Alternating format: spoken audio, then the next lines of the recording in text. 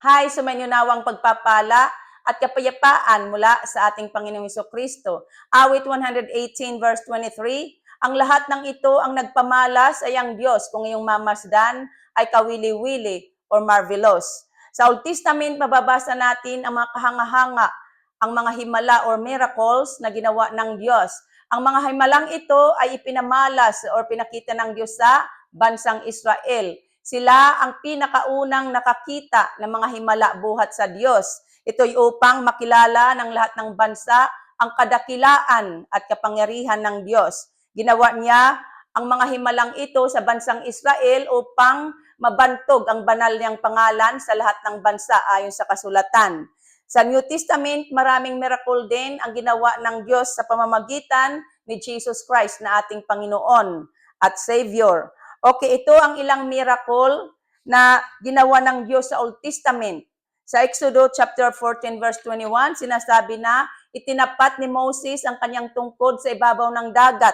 Magdamag na pinaihip ng Panginoon ang isang malakas na hangin mula sa silangan at nahati ang tubig. Itong miracle na ginawa ng Diyos na hinati niya ang Red Sea para makatawid ang mga Israelita ay isa sa pinakabantog na nasusulat sa kasaysayan ng Israel sa Old Testament. Sa Exodus chapter 16 verse 4, sinasabi naman na pinaulanan ng Panginoon ng tinapay mula sa langit ang mga Israelita upang sila'y may makain. Isa din ito sa pinaka-famous na miracle na ginawa ng Diyos. Sa Genesis chapter 21 verse 2 and verse 5, sinasabi na si Sarah ay nagdalang tao at nanganak ng lalaki. Si Abraham ay 100 years old at si Sarah naman ay 90 years old. Ito'y nasusulat sa Genesis chapter 17 verse 17. Sa 2 Kings chapter 5 verse 14, si Naaman ay pinagaling ng Panginoon sa sakit na kitong or leprosy. Sa 1 Kings chapter 17 verse 17, sinasabi na hiniling ni Elijah, isang propeta sa Old Testament, na muling buhayin ang anak ng babaeng balo at nabuhay nga ang anak ng babaeng balo. Sa Joshua chapter 10 verse 12, ito'y ang pinaka-paborito kong himala na ginawa ng Diyos. Nalupig ng mga Israelita ang kanilang mga kaaway, ang hukbo ng Amoreo. Pinahinto ng Diyos ang araw sa tapat ng Gabaon at ang buwan sa lambak ng Ayalon. Yes, ginawa iyan ng Diyos na makapangyarihan. Pinatigil niya ang araw at hindi lumubog hanggang hindi nagagapi ng mga Israelita ang kanilang mga kaaway.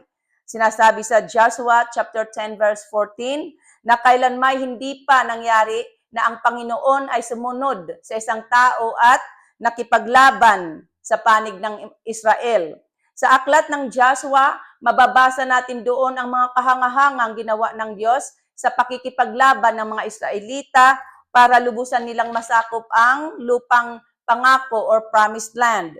Sa New Testament naman, ito ang mga ginawang miracle ng Diyos sa mga tao sa pamamagitan ni Jesus Christ na ating Panginoon at tagapagligtas. Sa Matthew chapter 1, nasusulat na natagpuang nagdadalang tao ang isang dalaga or virgin sa pamamagitan ng kapangyarihan ng Espiritu Santo. Sa Old Testament, nagdalang tao ang isang matanda, si Sarah, 90 years old.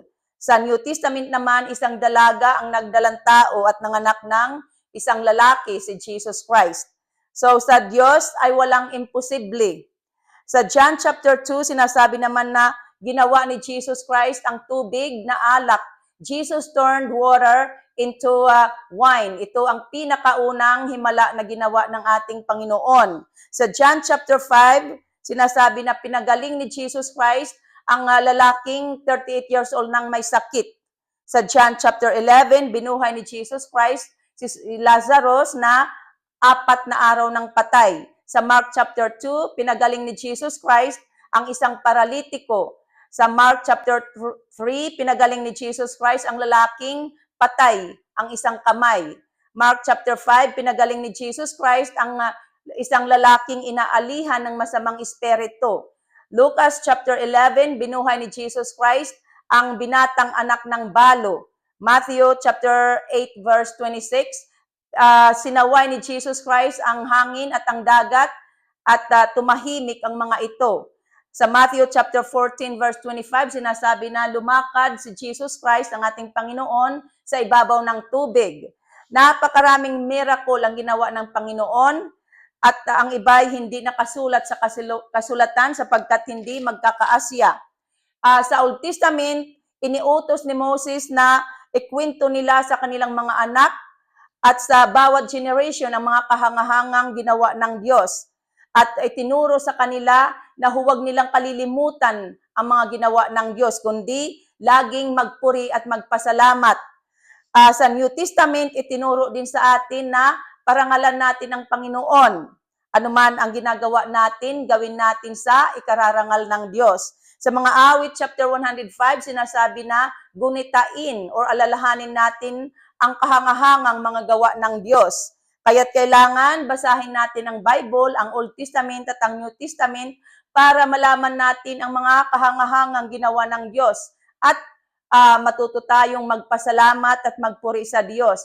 Iyan ang purpose ng Diyos sa mga ginawa niyang miracle upang matuto tayong humanga at magpasalamat sa Kanya. Ang papuri, pasalamat at paghanga ay para lamang sa Diyos. Purihin natin ang Diyos hindi lamang sa mga miracle na ginawa niya na nasusulat sa Old Testament at sa New Testament, kundi ang mga miracle na ginawa mismo ng Diyos sa ating personal na buhay. Nilalang tayo ng Diyos, binigyan ng buhay at wagas na pagmamahal ayon sa kasulatan. Sa awit chapter 139, sinasabi na tayo nilalang ng Diyos, nilikha niya ang parts of our body.